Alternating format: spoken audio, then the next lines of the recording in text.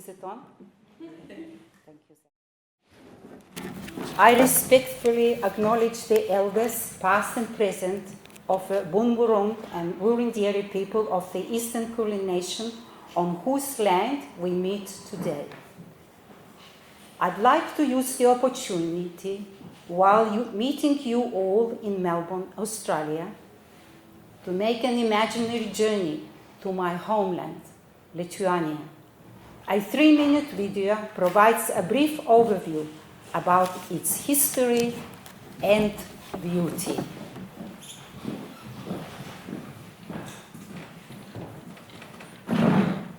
And every time I meet people on the road that ask, where do you come from? I'd always come back saying Lithuania, just to hear them go, huh? Then I would spend 15 minutes explaining what Lithuania was, that it was actually an independent country, that we had our own language, and that we were located on planet Mars. At some point, it became a little long to have to explain the same thing over and over and over and over again. So I decided to make this video where I'll tell you everything you need to know about my beautiful country, so that the next time we meet on some random mountain in the Himalayas, you'll go, dude, I know what Lithuania is. So without further ado, here's everything you need to know about my gorgeous little country, Lithuania.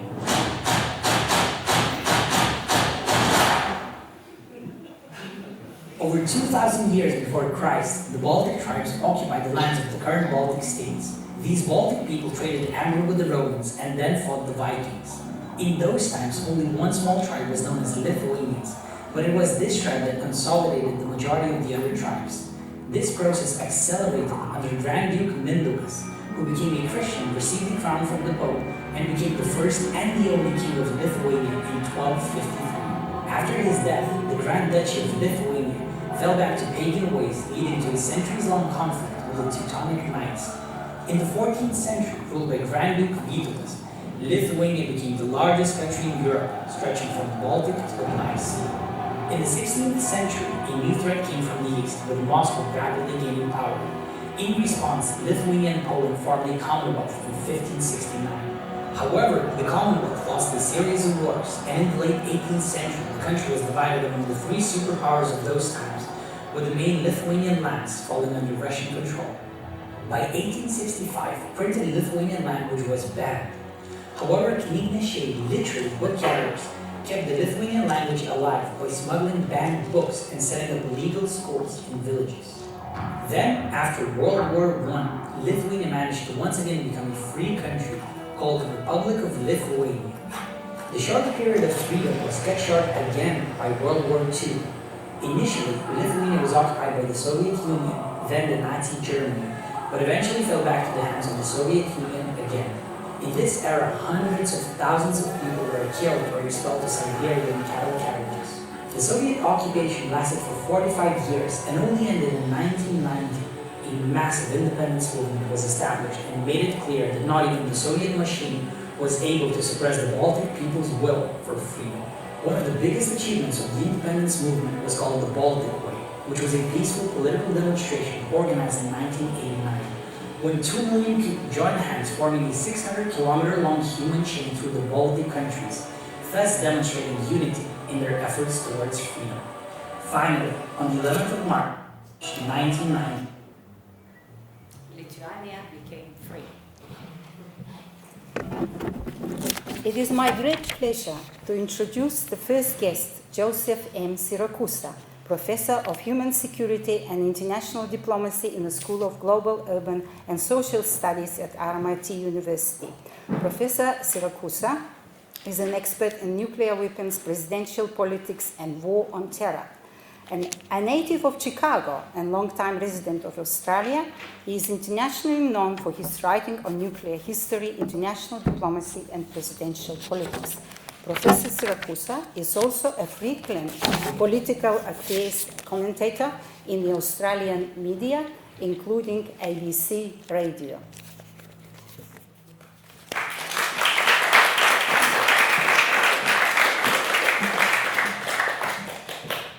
Thank you very much. Professor Siracusa also is older than the author. I was born on July 6, 1944. Franklin Roosevelt was being re-elected, renominated around the corner from my hospital room. Churchill was at Chequers. Stalin was in his in the Kremlin, and Hitler was in his bunker. And nuclear weapons hadn't been invented yet. So when I look at something that has happened during the Cold War, it's not something I'm reading about for the first time. I saw it, experienced it, I touched it. Now in 1962, I had the bright idea of going to Vienna for a couple of years. I was going to become America's next great expert on the comparative communist system. So I checked into this course at the university, and on weekends and on holidays, I'd go visit the Soviet bloc, which included East Germany, it included Bucharest, Prague, Vilnius, Tallinn. I went wherever I wanted to go, Warsaw, and then I went to Moscow for a couple weeks. And I got to see everything firsthand. And what I wanted to find out is whether the Soviet way of life had anything we wanted. It didn't. I could see in 1963, 64 while I was there, that the Soviets couldn't come up with the price point for an umbrella. That was their problem. They just couldn't make anything happen. But I did notice something else, and that was, despite the Cold War and the nuclear arms race, and the Cold War was ferocious. It was a time of institutional tragedy, barbed wire fences, gulags, people being shot for saying the wrong things, being in the wrong places. It was a period of proxy wars. It was a period of great violence, a period of nuclear arms. At the same time, people were people. And that's one of the things that I noticed when I was traveling through the Baltics and the Soviet states, is that people are pretty normal. And I got the impression that what this book means to me is that the importance of the essence of understanding that what it meant to be a human being during the Cold War. Now, the Cold War is taking place at the top with the great leaders and the great crises and stuff like that. But what we have in Soviet fairy tales is we have life for the ordinary Soviet citizen.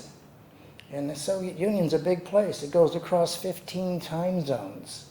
It includes everything. And this book includes just ordinary life, hiding your potatoes in your bedroom without sharing it with anybody, or meeting people, falling in love. The one that I liked here is where, is it Lena? Discovers, or wakes up one day, and Yuri Gagarin has journeyed into space. The 10-year-old in this book, I was 13 years old when that happened in high school, and it was considered a great tragedy in America that the Soviets had beat us. And one of the things this book shows to me, and she says in the book, we couldn't understand why we had free drinks on the day, or what everyone was crying about. And the Cold War was ultimately sold as a struggle between the Soviet man and woman and the Western man and woman, or the capitalist man and woman. Everything was competitive, whether it was ice hockey, swimming, and God knows how many times we urine tested the women's swimming team from East Germany to make sure who they were. Everything was a competition. You know, the first cars, the first this, the first that. And when the Soviets had beat us into space, it was a period of great sadness for Americans, because the only thing we ever had going was this fix on technology. And the little girl in the book talks about all the joy on the day, though she wasn't quite sure why it was going on. Well, when I was 13, I wasn't quite sure why it was going on. Though keep in mind that nuclear research and armaments were the second highest expenditure in American life between the Cold War and 1991. The only thing higher was, the only thing Americans spent more on was Social Security.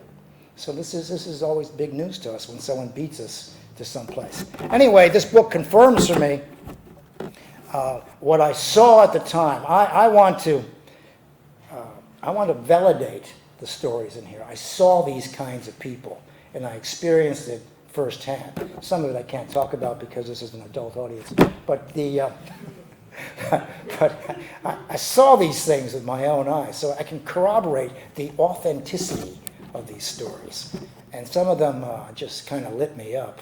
And of course, the girl in the book is always waiting for that day when communism arrives. The state withers away and we all share things.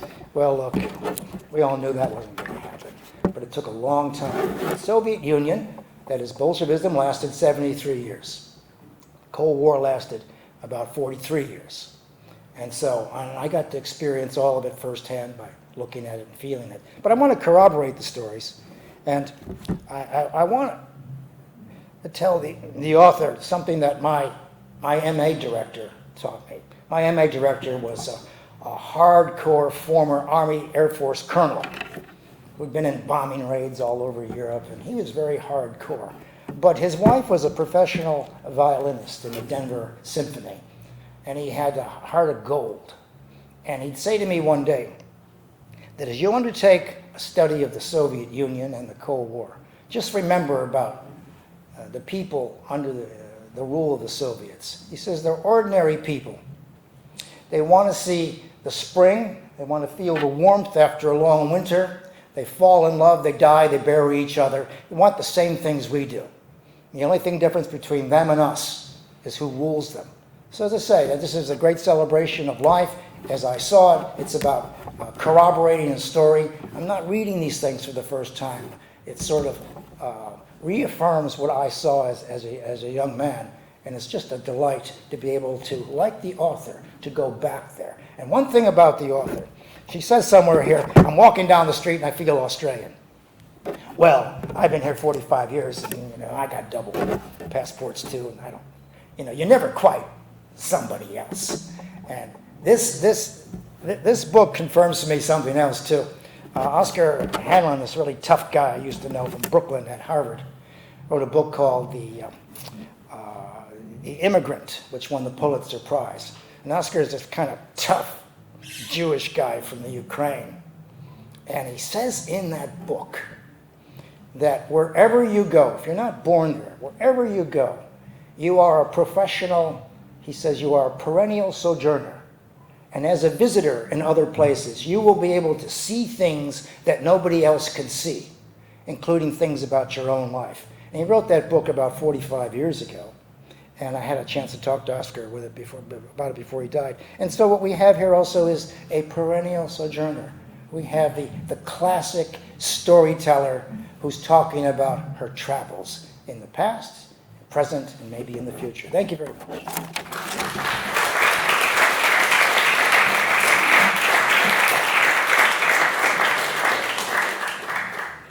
The second guest today is an anthropologist, my dear friend Ron Adams. My association with Ron began at Victoria University Flinders Lane, where I worked from 2000 to 2008. Professor Adams, a research fellow of the Youth Graduate Research Center, developed the Demystifying the Thesis program more than a decade ago. The program has been delivered at universities across Australia and to many institutes overseas to great acclaim, and received the National Australian Learning and Teaching Council Award for Postgraduate Education in 2010. Professor Adams is widely sought.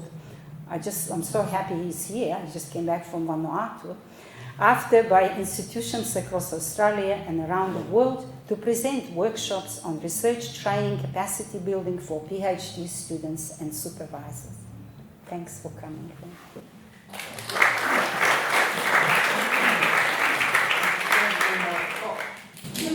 I'll just place it here. I'll refer to it a little bit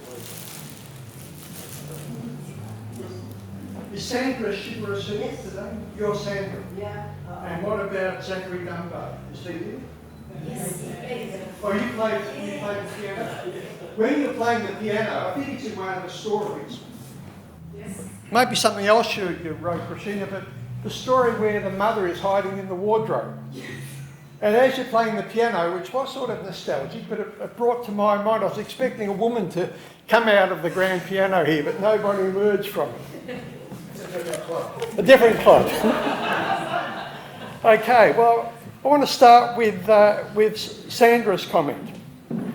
The comment that she made, which was in the invitation we received for coming today and is in the front of the book. Because it, I think, captures exactly the strength and the contribution of Soviet fairy tales.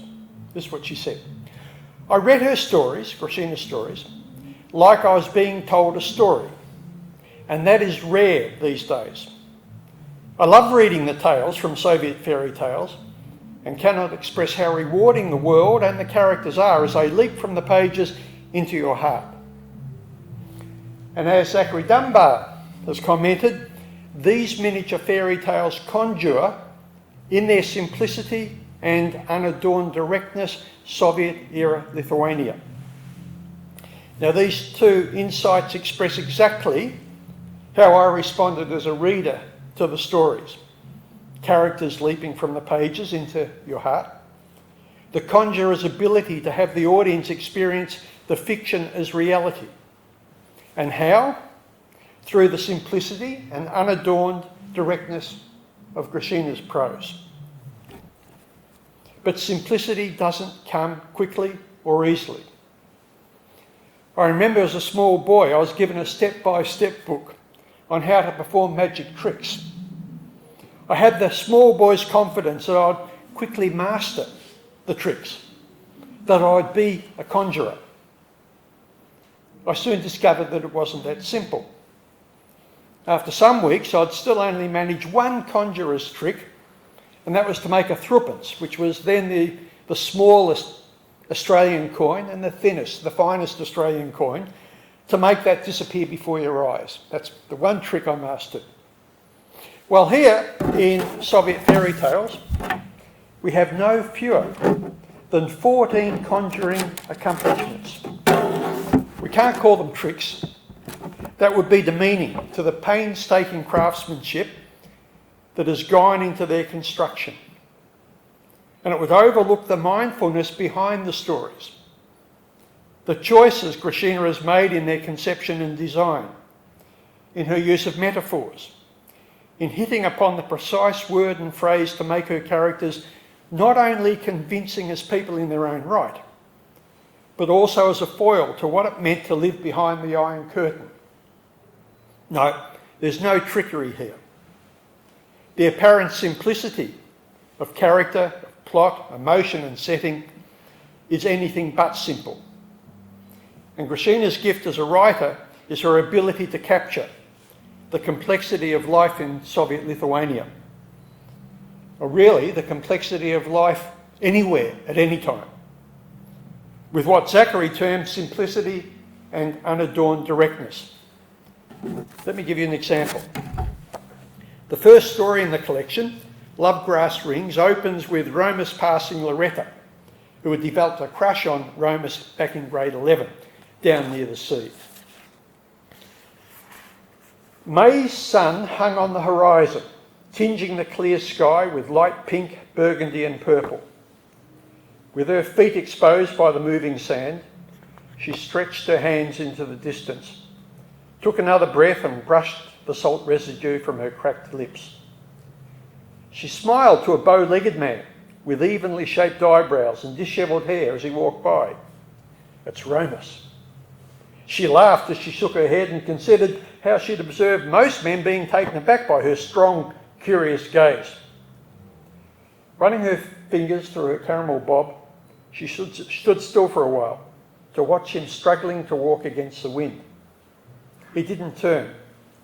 She was not sure if she should follow. Months later, at the very end of the story, Loretta and Romus meet up again. They sat on the bench near the sea, holding hands and swinging their feet. They listened to the sounds of the screeching seagulls. Do you recall a song about a young woman waiting for her boyfriend's return from his work at sea? Romus asked. Yes, I do, said Loretta. While she patiently stood at the edge of the water, the seagulls sang her song of love, he recalled. And the part of the song was that once she got sick of waiting, she left the pier and found another sailor. Sure she did. Clearing her throat, Loretta sang quietly. Listen, sailor, you stayed at sea too long, and I forgot about you, so I found someone else instead. Did you? No, for me it was different. I have loved you since school, she said. They looked at each other and smiled. He moved closer to her and she put her head on his shoulder. They watched the transparent waves turn into amber and aquashades playing on the surface of the rising water. They followed the slow disappearance of the glowing oval into the distance. They wandered into the dunes and made lovegrass rings to fit each other's fingers. That's in the first story. More bow legs feature in other stories, along with a range of lips and lipsticks, wide eyes, sad eyes, curly hair, wavy hair, dark hair and golden hair, longish fingers and short and stubby fingers, open faces, flawless faces, and scrunched faces. And the shoes, such a variety of shoes, including the shoes of the prostitutes with their price written on the soles. It's this attention to detail that draws us in, that invests characters and situations with a familiarity, so that we find ourselves thinking, yes, I know what she means. I know the feeling. I know someone like that.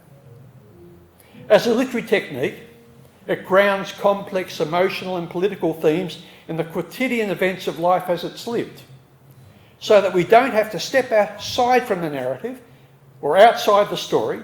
We don't have to suspend the fairy tale to apprehend those big themes, to experience a psychological and social complexity. Make no mistake, abstract thinking features in many of the stories, but abstraction as such is avoided. Another example from one of the longer short stories, One Night in Ossetia. I'll read just one extract from it, towards the end of the story. On Sunday, my father, pacing in the kitchen, dressed in his only suit, notices a taxi stopping under our windows and calls me to confirm whether it is Atsamaz. My breath rushes as I recognise him below. My tall father, hunching from his height, opens the door and shakes hands with Atsamaz. Atsamaz gives my mother a huge bunch of roses. She's wearing her best dress, and her hair has been in curlers all night. Blushing, she goes looking for a vase while I usher our guest into the lounge room. With flowers sitting in the middle of the table, we share drinks and sweets. We suggest Atsamaz try a piece of shakotas, and here comes my prop. That is a shakota sitting there, which is hollow in the middle. A tree-like cake with protruding tiny pyramids. My mother explains the reason shakotas looks bright yellow, as it's made of eggs, butter and cream, but also needs flour, sugar, and is baked on a rotating spit. He's amazed by the horn-like pastry sticking out in all directions, and the hole in the centre of the cake shaped in a well. He seems pleased that we purchased a medium-height shakotas in his honour, and even more pleased to learn that such a treat is part of every traditional Lithuanian marriage. He giggles on discovering that the well is made for placing good wishes inside. He suggests we should also think of some. We cut pieces of paper in different shapes to make sure each of us can reveal our wishes to others and drop them inside the well. Eating and drinking some precious alcoholic beverages, we relax. Except my father, who starts pacing up and down the room, fidgeting with his fingers, pressing down his hair to the right side of his worried face, buttoning and unbuttoning his jacket. Then he sits down to talk about his vegetable garden outside Vilnius and a shed built with his own hands on government land. Atsamaz asks whether our shed is similar to a dacha, and I agree, making an observation how, due to the size of our dacha, it's only suitable for keeping tools and work gear. My mother, sitting across the table, keeps pulling her loosened curls from her face. Now it's her turn to tell Atsamaz how much she loves the fruits of the forest and how she collects berries in summer and mushrooms during the autumn months. She's very keen to share her butter-fried volatus secret. I won't read any more extracts. I want you to have the pleasure and the excitement of discovering them for yourself. Let me finish by quoting another great Melbourne writer, Greg Denning, who was Professor of History in the University of Melbourne. In what he calls his preface of a sort, to his collection Readings and Writings, he writes the following. Raymond Williams used to say that writing looked to be a lonely act, but really wasn't. Whenever I write, I'm aware of a society and of a language which I know are vastly larger than myself. Not simply out there in the world of others, but here, in what I'm engaged in doing, composing and relating. I think, says Denning, that this is because writing is theatre, and the writer a performer. The writer's goal, in the words of the theatre, is to produce effects. Make someone laugh, make someone cry, make someone angry. And the writer does it in performance. All the possibilities, all the perfectibilities are closed down in a performance to one. There you have it. The writer is vulnerable at this moment. Writing, Denning said to a friend, is like dropping a stone into a deep well and waiting for the splash. No, he replied. It's like dropping a rose petal into the Grand Canyon and waiting for the bang. But, as I say, this is Denning writing, as I say in the last line of these writings, the only immortality we have in our giving is putting a book on a shelf. Well, Grazina has put a truly wonderful book on our shelves. I'd urge you to find space in it, space for it in yours. Believe me, you will not be disappointed.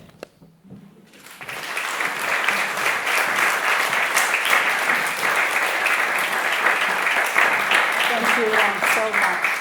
Well, after all these words, Sandra Skiberas is a very fitting person to come on stage because she's from film and television, and I wish my book will come into some kind of movie or something. That would be so exciting. Sandra is a graduate of the Victorian College of the Arts, School of Film and Television. Her award-winning graduate film, Frau Mary, played at various film festivals. Sandra is head of and senior lecturer, School of Film and Television, and has also read a couple of my stories. I was just wondering what she has to say. Can I come without paper? Thank you. Okay, so I was going to prepare something. I wrote something quite lovely, and then went, oh, look, I'll wing it in the nicest possible way. First, I'd like to say thank you and congratulations. I've known Grazina in the faculty over the last 10 years, since I think I first came here. And I've seen her in many different roles. And a few years ago, she said to me she was doing a PhD, and I thought, oh, what on earth are you doing a PhD on? And we started to engage in the conversation. And we talked about where she came from and where her family came from. And me being a migrant kid, you know, my parents came from Malta in the 60s. I grew up in commission flats, so, you know, brought up in the western suburbs. And I think I was genuinely just very attracted to, and I am genuinely very attracted to migrant stories.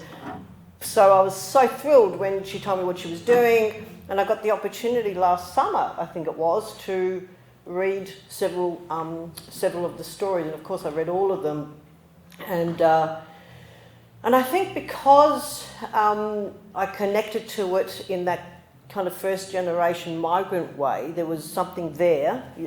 A lot of the yearnings that her characters had reminded me of just the stories my parents told me, not my story, you know, but more my parents, and when they left, how much they really wanted to leave and come to Australia, and I think that's where I connected to it, and I don't know. I mean, there was something about the style of writing, because I'd known Grazina as well. I just really loved the poetry of the words. Simple is a great word to put them, but there's not. I mean, I'm a writer. I know what it takes to make something feel simple, and. But it was the layers of the shoes, and it was definitely the lipsticks. And she gave me a real world of fabulous women that I hadn't quite read before. And I was always brought up, I mean, I'm 50, and I was always brought up with that, you know, with my father's anger. about Europe and about the Cold War and about the stupid Russians and the stupid Americans and being, you know, a kind of, you know, a British influenced man. So I was really brought up with this concept of the Cold War and the Soviet Union, and so it was lovely to read all of that from the angle of somebody who was young, who was fabulous, who was sexy, who just oozed a lot of energy in all the different stories, and I could see a little bit of the writer in all of them, and I got to discover a world that I think a lot of readers don't know about, and when they do know about that period of time, it's just not the same. It's just not emotional. So it is a good read. It's a beautiful read. I hope you signed a copy for me, you know. Thank you. And that's it. And yeah, very lovely. Thank you.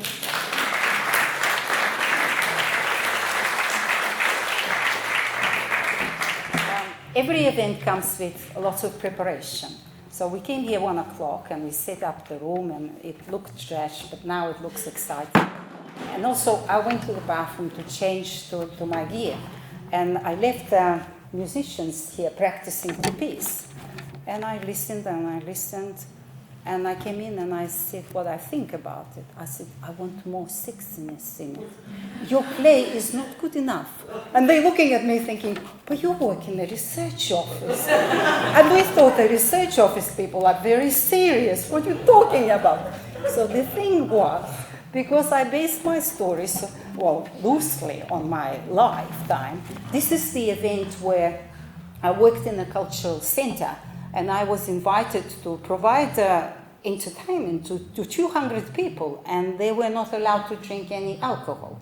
And imagine this girl on a stage trying to make all her best effort. How would she make it happen? You will see in a minute. But it's all, when I was changing in that room, I was shivering. I was thinking, I'm just about to go to stage, and it's 1988, and I'm gonna do this thing. I need to make these people laugh because I'm gonna get paid very well, and I need the money for my travels around the Soviet Union. So a part of this act is Associate Professor Rob Vince, who lectures in saxophone, improvisation and music technology at Melbourne Conservatory of Music. Rob has composed for dance, theatre and film. As a studio engineer, he records jazz and improvisation groups, experimental ensembles, and opera. And Ashley Cross is also an improvising guitar player specializing in jazz, originally composed music, and self-organizing or free music. He also teaches jazz and improvisation at Melbourne Conservatory of Music, the University of Melbourne. And the third musician, it's a drummer. But because he is absent today, we just imagine that the drums are playing in the background. This is the story of Liliana. Liliana, I have invited my colleague, we work together at the Student Centre, Liliana Brownberger, Service Delivery Manager at the University of Melbourne, who is also a filmmaker and actress, to read a couple excerpts from my story, Acting Animals. This story is set during the years of the eighth and the last leader of the Soviet Union, Mikhail Gorbachev, who ruled between 1985 and 91. My story highlights how people in a small Lithuanian village deal with Gorbachev's anti-alcohol campaign taking place from 1985 to 88.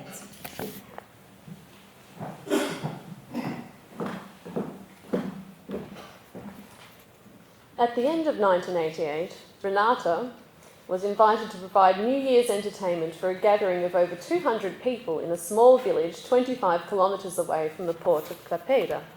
Since completing her theatre studies, she had been organising cultural events for 7 years. She was tall and slim, had a good stage voice, and was lauded for her performances in excellent works of Chekhov's Three Sisters and Uncle Vanya, Zemaites, Marti, and others. Being offered the role of host for the New Year's Eve celebration, she was worried as to whether she'd be able to engage her audience without the benefit of alcohol. Mikhail Gorbachev's policy of de-alcoholization, still in place from 1985 in Soviet Lithuania, forbade consuming alcohol in public places or at business functions. The so-called dry law resulted in long queues at the bottle shops. Since home-brewed vodka had become a more attractive option, people experienced a great sugar shortage.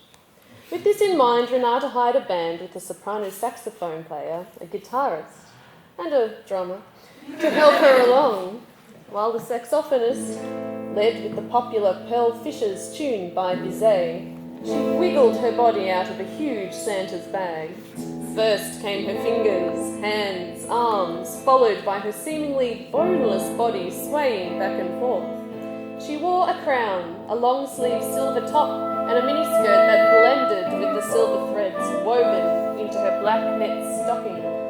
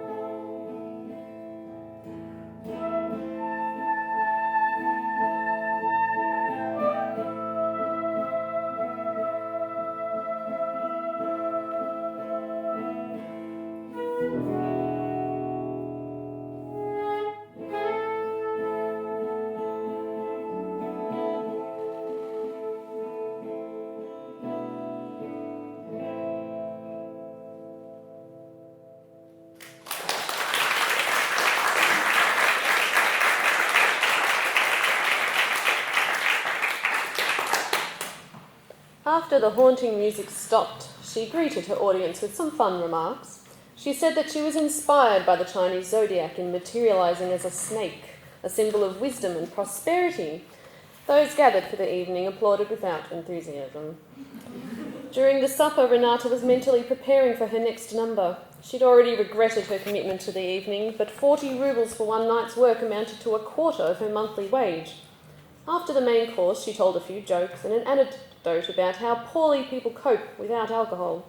She saw some smiles, and the applause sounded a touch louder, maybe just to her. Afterwards, the band started drowning out the noise of the chattering. Doing invigorating snake movements, Renata encouraged people to step onto the dance floor, but her audience was unmoved. Watching them from behind her mask, she saw sober faces drawn with coldness and criticism while she used her acting tricks to engage them in her game. It was in vain. Worrying that the evening was becoming a flop, she eyed a slim man with charcoal hair approaching. He introduced himself as Vitas, an agricultural scientist specialising in soil fertility. He was nervous, shaking her thin hand as if afraid to break it. His hand was sweaty. After their dance solo, he suggested she accompany him to his office upstairs. She wondered if it was right to leave the party, but given how badly it was going, She decided to leave. Renata suddenly woke to the sound of voices and music coming from the hall downstairs. She lifted her head from the sofa and abruptly threw up on the floor. Walking unsteadily, she found a switch near the door and turned on the light. She immediately squinted, feeling an oncoming headache. Finding the ladies' room at the end of the corridor, she took off her black ballet flats and then pulled up and straightened her stockings. Kneading her scrunched skirt with her hands, she observed herself in the mirror, wiping away smudges of red lipstick from her perfectly shaped lips. She smoothed the cheek padding invisible under her face mask with trembling fingers. The cotton wool made her nose look more proportionate. Her slightly bent nose provided an appropriate profile to play a witch, a swan, or an ugly sister, but she favoured masks completely covering her imperfection. She checked her makeup for stuck-together eyelashes. All was fine. The only problem was that she could hardly keep her diamond-shaped eyes open. Puzzled, she tried to remember how she ended up asleep on the sofa. She didn't have any pain in her body, sighing with relief that the men didn't touch her. Her head pulsed with a three-quarter-time rhythm. Involuntarily closing her eyes, she saw Xenonas lightly lifting her up in the air and sending her a kiss. Renata never drank during rehearsals, functions, or performances. Tonight was different. She believed as an actress she had failed to move the crowd and was thankful for Vitas and his companions for trying to cheer her up. She recalled all three men kneeling in front of her, telling her how talented she was, and Vitas apologising for what he'd done to her. She couldn't ask what that was, as they were all gone. Only the scratchy noise of the needle on the record player was real. When she walked downstairs, her head was still spinning.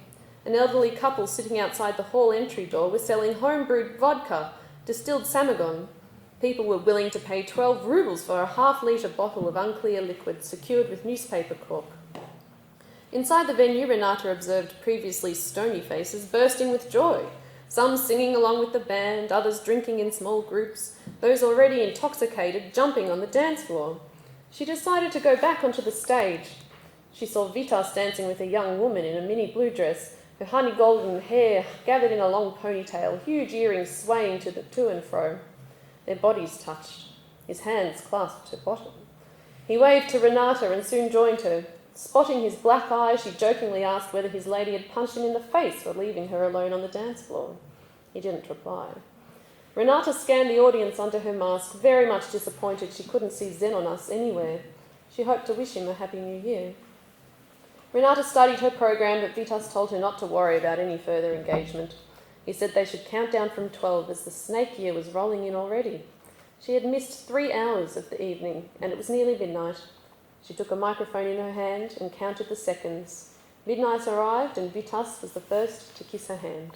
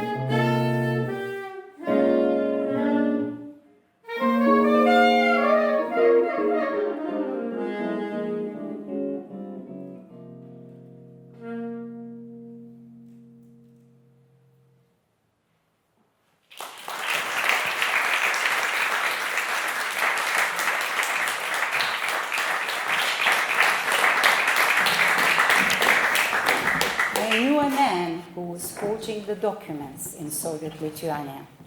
And because I knew him so personally, I knew what he was doing. And he was always afraid to be caught, but he couldn't resist in doing it, what he was doing. It was his art. He had very nice hands, like a woman. And he used to forge the doctor certificates for people who wanted to work at the black market, because we had different Playboy magazines, or say very nice clothing from seamen bringing on shore. So you need to have time to sell it at the black market. So you need the doctor certificate. So this forger is Peter Barron. We're going to play forger today. And but before I introduce Peter, I just want to acknowledge Dr. Zachary Dunbar. He's a senior lecturer in theatre and performing arts, graduate research convener in the Faculty of Arts and Music at the University of Melbourne. He originally trained as a concert pianist in the US, and you can see the style. For several years, he pursued a concert career while developing a freelance theatre practice and radio drama, BBC4, Greek tragedy, mainstream musical theatre, plays, Beijing opera, post-dramatic soundscape theatre, and dance theatre. He has several publications in music theatre, classics, theatre history, and Stanislavski studies, and a recent book publication, Greek Tragedy and a Contemporary Actor, with Steve Harrop.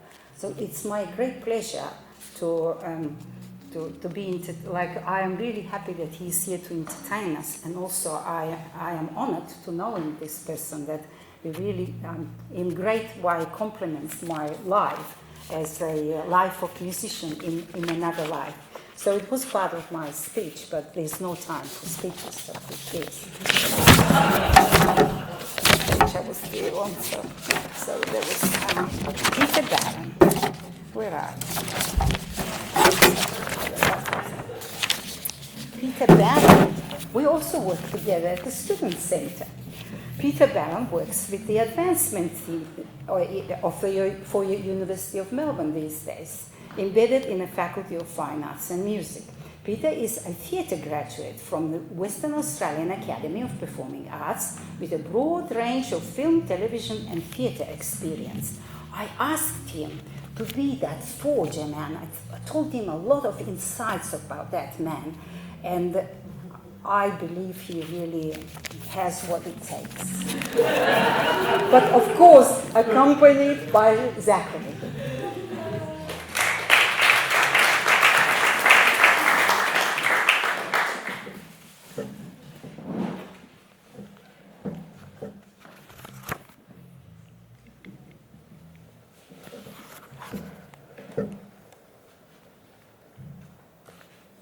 Vladis glued his broad shoulders to his seat, gazing out of the window. It was 10 a.m, and he had half an hour to get to the heart of Klaipeda, where his client was waiting. The slow speed of the bus stopping every few hundred metres made him fidget with the zip of his new black coat. Finally, he got off at the alley of oak trees overlooking the town square, walking the rest of the way to the prestigious hotel. Seated in a red plush chair at a table for two, he amused himself with the attentions of an attractive brunette while she jotted down his order.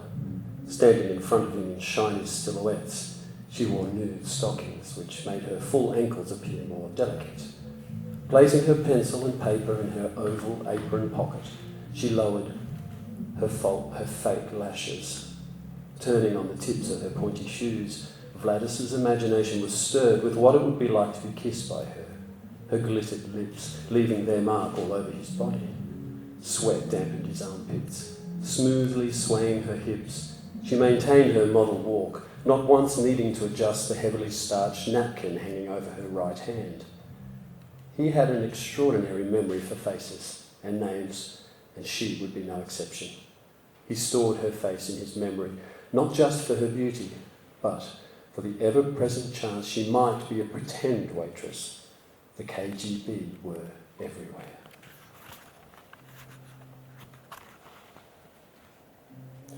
Even though he had decided to never return to forgery, after his release from prison, the demand for his artwork soon reached a peak. Admiring his long fingers, He just dismissed any regret that he didn't pursue his dream of becoming a great pianist. He didn't want to admit lying to himself about why he'd ended up as a forger. Looking on the bright side, he thought his 4 years from musical college had proved most beneficial in this line of work. Knowing what solfeggio, polyphony and score reading entailed helped in forging transcripts for music students. Clients gave him the freedom of inserting incomplete subjects or adjusting failed marks. As part of his own music diploma, he'd gone to great lengths to memorise the concepts of Marxist-Leninist doctrine in order to pass a political subject. Today, he diligently followed the principles of communist society, from each according to his ability to each according to his needs. Surely, in his craft, he was utilising his ability to work to the greatest benefit of the people. He was indifferent that not only ordinary people, but also corrupted high-ranking officials were using him for their benefits. I am a fine cog in a machine, trapped because the work is too well paid to stop, to the point that I've stopped pursuing my dreams and my ego, and even when I'm caught, they will let me go again. So not even the law, as corrupt as it is, will put a stop to it.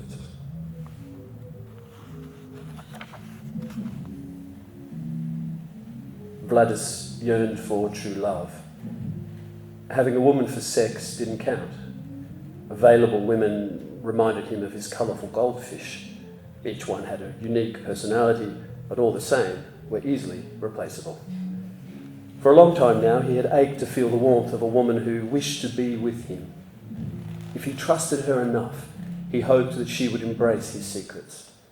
Ideally, he wanted to shed the tough, ugly skin of the eel, to surface from the muddy pond and look into her eyes as a new man. If Carnegie managed to reach the heights of his career by believing in himself, so Vladis still had a chance. He had no doubt he would easily pass the entrance exams to continue his studies at the Vilnius Conservatory of Music. Just to prove this to himself, he opened the dusty lid of his second-hand piano. After warming up his fingers, running through a few scales, he selected Nocturne in E flat, major, opus 9, number 2, to match his melancholic mood. He'd begun to play the piano at the age of 7, attending the government music school twice a week for 7 years. He was 20 when he performed this particular Nocturne of Chopin's during his piano exam, impressing the academic panel with his sensitivity in projecting the desperate composer's love for fellow pianist Marie Player. Sitting at his upright piano, he mused on how it was that the yearning for true love could still sing so strongly through the notes 150 years after the piece was written.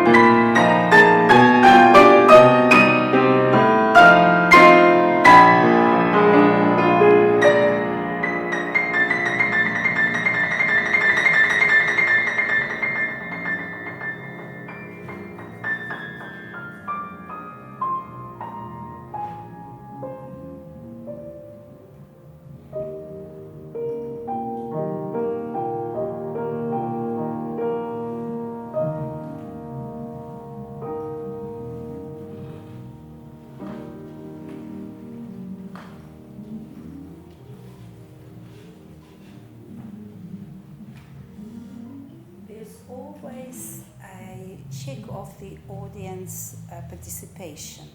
We can stop here with Peter, or we can still continue because we're running out of time. Would you like to hear more? Or not really? No? Very short ending. There's one little excerpt left. I'm sure let's push through. Make sure they're not too tired. All right, we'll go Overwhelmed quickly. with love. The door of Gladys's flat was already ajar. 2 uniformed officers obstructing the entry. It was too late to escape. Another officer coming up the stairs, pushing him inside. Gladys was given half an hour to pack under guarded supervision before they locked and sealed his flat, keeping the key. He was questioned at the police station, his interrogator amazed by Gladys's ability to forge confidential papers in such quantities. The special bodies were proud of finding his secret hideaway, with some of the highly sought-after forgeries still in progress. He was told that the KGB never failed. Confused and disorientated after repeated questioning, he stared at the dirty cell ceiling, seeing the faces of his clients in a long row staring at him, pointing fingers at each other. It was her, it was him. All of us were responsible for your arrest. But another voice in his head told him, you are the victim of the system. As the trusted owner of the room he utilised was at sea, and those possessing his forgeries would have been foolish to speak out, there was no other possible explanation. How ironic, he thought. He'd almost been freed of his previous life with a woman he loved, but just as soon as he'd found her, his cheating past had finally entrapped him. The police vehicle arrived at the train station. 2 accompanying officers boarded the train from Klaipeda to Vilnius with him. As the train began to move, Gladys narrowed his eyes, following the rows and rows of identical red brick blocks of flats. He observed weary passengers trying to board overcrowded cars, slipping and sliding in the late autumn mud. Curling his tingled lips, biting down to stop the tears, he focused on memorising the dark streets and alleys of his hometown. He imagined a policeman he'd done a favour for once, posting a letter on his behalf. He'd imagined Signora opening and reading his letter. He imagined her holding it with both hands close to her wide eyes, filled with tears. He imagined her admiring his neat handwriting, then finding and kissing the drawing of their silhouettes. He imagined her gracefully packing her belongings, including hand-knitted winter socks for him, and following him in a few months. He imagined forming Liszt, playing to a concert hall on a grand piano.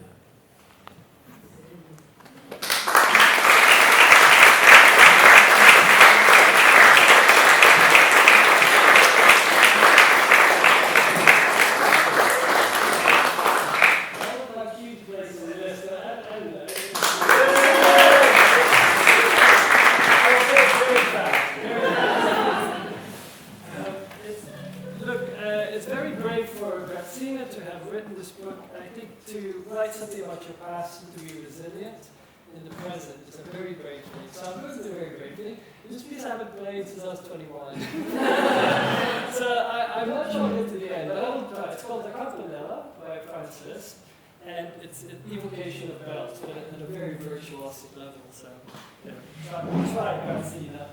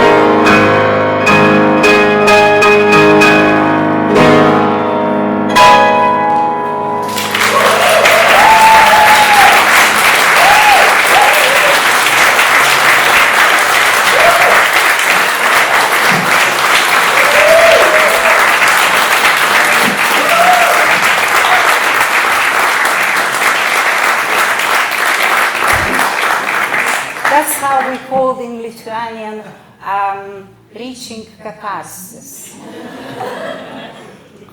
But also, after reaching catharsis, there comes the moment where we have to finish this launch. And for that finishing part, we had 1 minute left.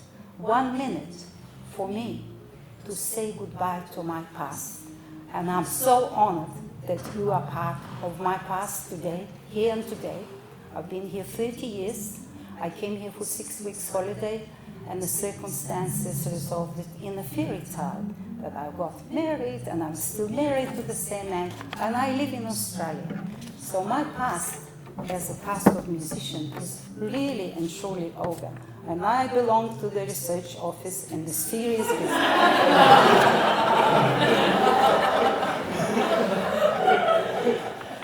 My colleague and friend Liliana has read and proofread my stories, forming her own opinion about places, people, and events taking place in the Soviet Union. In response to her learning about my homeland, she has created a 1-minute animation. How many hours did it take to make an animation? 20 to 30 hours to make 1-minute animation. Let's admire her skill to transform amber, so-called Lithuanian gold, into a symbol of hope, and watch for a young man dancing inside the circle, undecided which woman to choose, because there was a shortage of men in Lithuania, only like 3 men to 1 woman. So just imagine, he's choosing the one he wants. As the color of his suit and face changed to colors of the Lithuanian flag. Thank you very much.